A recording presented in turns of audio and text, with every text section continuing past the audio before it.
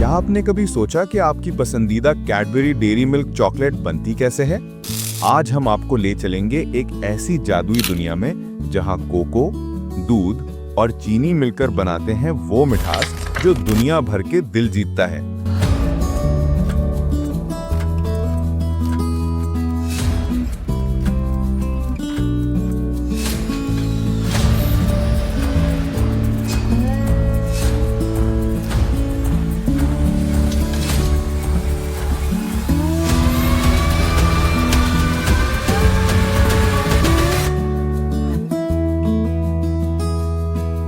तैयार हैं? चलें, फैक्ट्री के राज खोलें। हर कैडबरी डेयरी मिल्क बार की कहानी शुरू होती है मगरबी अफ्रीका से, खास तौर पर आइवरी कोस्ट और घाना से। यहाँ के गर्म मरतूब मौसम और मुनासिब बारिशें दुनिया के बेहतरीन कोको को उगाने के लिए बेहतरीन हैं।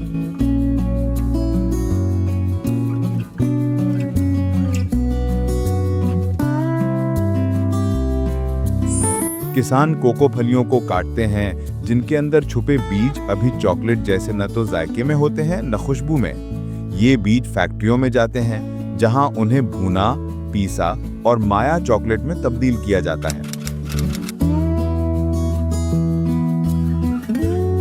एक खास मशीन इसे घंटों गर्म और हिलाती है ताकि कोको के जर्रात और चीनी के क्रिस्टल पिघलकर हमवार हो जाएं।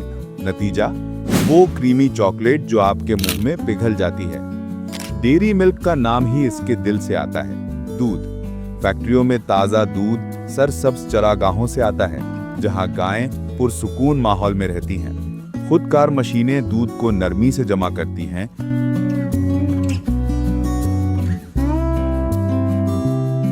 जो बड़े टैंकों में महफूज होता है।